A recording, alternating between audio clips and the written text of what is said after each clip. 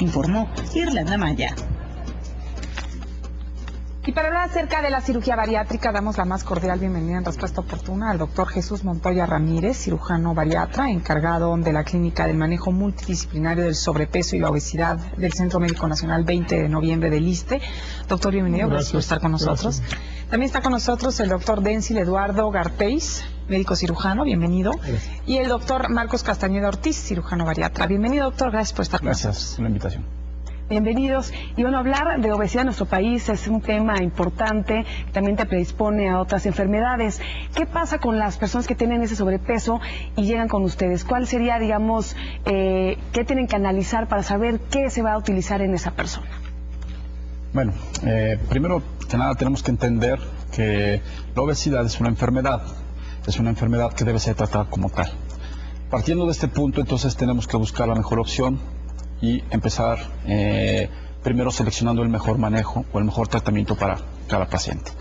Habitualmente se hacen evaluaciones y dependiendo de lo que encontremos o de lo que hallemos en este paciente, podamos decidir la mejor opción para ellos.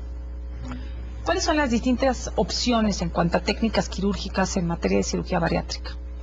Bueno, tenemos principalmente las más comunes, y voy en orden de complejidad, de la menos a la más compleja. Tenemos la cirugía de banda gástrica ajustable, que tenemos aquí un modelo para explicar. Tenemos lo que es la gastrectomía vertical, que es un procedimiento nuevo que se está poniendo en boga por sus buenos resultados. Y el bypass gástrico, que es el que comentaba, que se hace con más frecuencia y que se considera como el mejor procedimiento para estos pacientes. ¿Cualquier persona que tiene obesidad puede ponerse este bypass gástrico o esta banda, o tiene que ser, digamos, alguien que pueda utilizarlo, todo el mundo lo puede utilizar? No, de hecho, la valoración de un paciente con obesidad severa debe realizarse un protocolo multidisciplinario para hacer la evaluación. De hecho, en la norma oficial mexicana se lo indica, es el tratamiento integral de la obesidad. Es decir, existe un conjunto de médicos, endocrinólogo, internista, cardiólogo, y el cirujano, por supuesto, que entre todos ellos deciden, depende las enfermedades que tenga asociadas el paciente, el método que es el más recomendable en este caso. ¿Cómo se coloca la banda gástrica, doctor? Bien, la banda gástrica es un procedimiento mayor donde hay que realizar una cirugía con anestesia general. Bueno, primero hay que conocer la banda gástrica. La banda gástrica pues, es un dispositivo en forma de anillo que está hecho de material inerte o silastic. Y bueno, pues es un dispositivo que tiene la característica que es inflable. Dentro de esta banda tenemos un globo y que se va a inflar mediante este dispositivo. La propiedad característica de este dispositivo es que es ajustable. La banda se coloca vía laparoscópica o mínima invasión alrededor del estómago, intentando crear un nuevo reservorio gástrico, con la finalidad de ocasionar restricción. ¿A qué altura del estómago? Aproximadamente entre la unión gastroesofágica, abajito de ahí se coloca. Y este puerto se coloca por debajo de la piel. Posteriormente se llevan a cabo los ajustes. Los ajustes se realizan de acuerdo a la pérdida de peso y de acuerdo a la respuesta del paciente. Y, por ejemplo, después de que se coloca esto, el paciente tiene que comer, pues obviamente menos, va a llenar con más facilidad, pero debe seguir, me imagino, una dieta muy estricta, ¿no? Claro. Cuando se coloca una banda, primero lo que vamos a insistir mucho en el paciente es que conozca el procedimiento, que conozca el dispositivo, que conozca que entienda que va a tener una prótesis dentro de él y que le tiene que dar el mejor uso para que tenga la mejor función. Efectivamente, después de colocar la banda, se requiere un estrecho seguimiento, principalmente en este tipo de pacientes. ¿Sí? ¿Qué comen, qué cantidades, cuánto vas con pérdida de peso? En fin, dependiendo de la evolución, nosotros vamos viendo los ajustes que vamos realizando y vamos también viendo si requiere algún ajuste en cuestión de nutrición, si requiere seguimiento por psicología. Todo eso lo vamos viendo en el seguimiento, que es importante. Claro. Sí. Entre un método sea más, los métodos temporales como la banda gástrica y el balón intragástrico son métodos sencillos que tienen un bajo riesgo, pero que sin embargo el trabajo del paciente es mucho. El paciente se tiene que disciplinar de manera importante, si no el método no funciona. Son métodos sencillos, son métodos de bajo riesgo, pero sin embargo el trabajo es más exigente para el paciente. El médico también trabaja más con un método más sencillo que con un método más complejo. Doctor, hace un momento usted mencionaba la gastrectomía vertical. ¿En qué consiste esta técnica? Esta es una técnica que se considera restrictiva en el sentido de que se hace una resección de prácticamente el 80% del estómago y se construye un estómago en forma de manga o de tubo.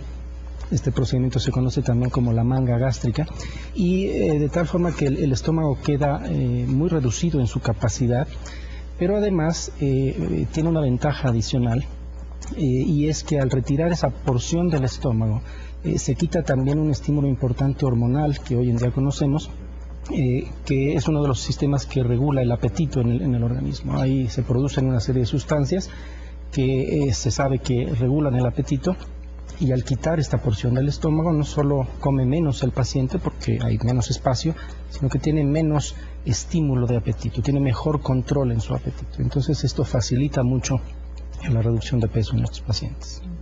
Y por ejemplo, cuando se coloca, por ejemplo, la banda que estamos viendo aquí, Sí.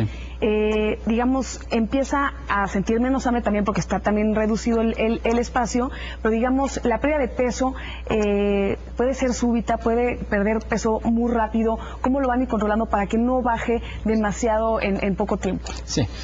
Mira, de todos los procedimientos que mencionaban, existen varios. Entre más complejo es el procedimiento, mayor la pérdida de peso. La banda, consideramos, es un procedimiento no tan complejo y la pérdida de peso es gradual y muy suave. No vamos a ver una pérdida de peso impresionante.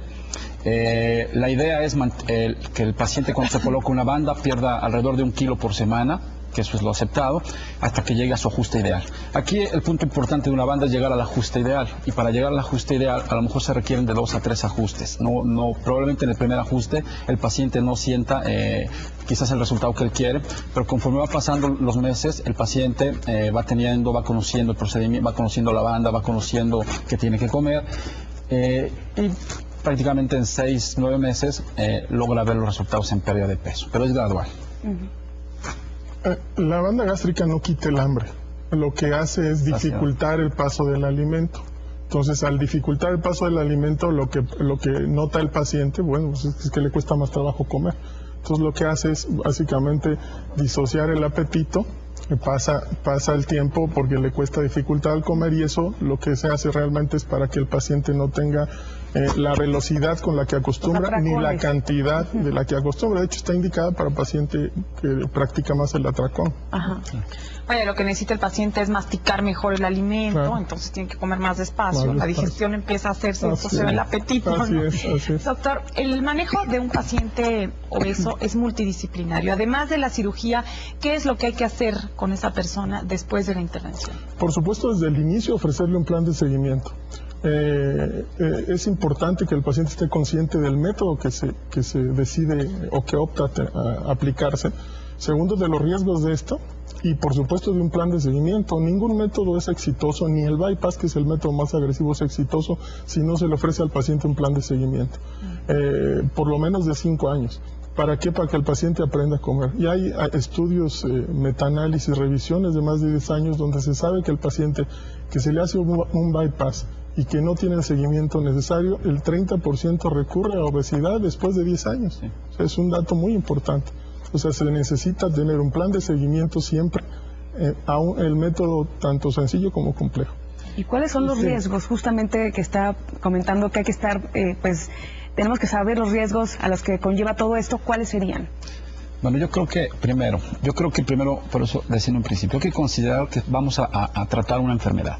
No estamos tratando mejorar la figura de alguien, no estamos tratando de hacer cirugía plástica, no, vamos a tratar una enfermedad como otra enfermedad. Efectivamente, para tratar una enfermedad lleva un protocolo desde un inicio. El paciente tiene que saber que lleva una preparación. La preparación consiste en evaluación multidisciplinaria, nutrición, psicología, médico internista, exámenes bioquímicos, en fin, una serie de exámenes que requieren para evaluar muy bien el paciente. Ahí mismo en esta evaluación decidimos qué tipo de procedimiento es el paciente, es más apto para cada tipo de paciente. Se realiza el procedimiento, necesitamos hacerlo en un hospital que tenga toda la infraestructura para realizar este tipo de procedimientos. Y debemos tener un personal alrededor de nosotros que pueda manejar este tipo de pacientes dentro del hospital. Tercero, tenemos el seguimiento. El seguimiento es muy importante y es donde se le enseña al paciente a vivir su nueva vida, digamos. Cuando el paciente tiene que empezar a aprender a comer, tiene que empezar a aprender a convivir con su nueva estilo de vida. Va a comer menos el paciente, va a cambiar su tipo de alimentación.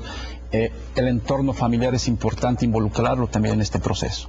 Y los riesgos que estabas mencionando, obviamente también, si un paciente es obeso, tiene mayor riesgo de padecer diabetes mellitus, tiene mayor riesgo de tener un infarto, tiene mayor riesgo de tener una enfermedad osteoarticular. Entonces, cuando tú haces una cirugía, eso le explicas al paciente. La cirugía es para mejorar esos riesgos o para eliminarlos. Existen también riesgos propios de la cirugía que podemos dividir en los riesgos quirúrgicos o de corto plazo y los riesgos a largo plazo. Los riesgos quirúrgicos, obviamente, en el paciente obeso son mayores que en la población no obesa y son todos los riesgos que, dependiendo del procedimiento y la complejidad del procedimiento, serán pues, de menos a más, ¿no? También hacer entender a los pacientes que son procedimientos que pueden tener incluso riesgo de muerte en algunos casos, ¿no? por la complejidad del procedimiento y por la severidad de la enfermedad.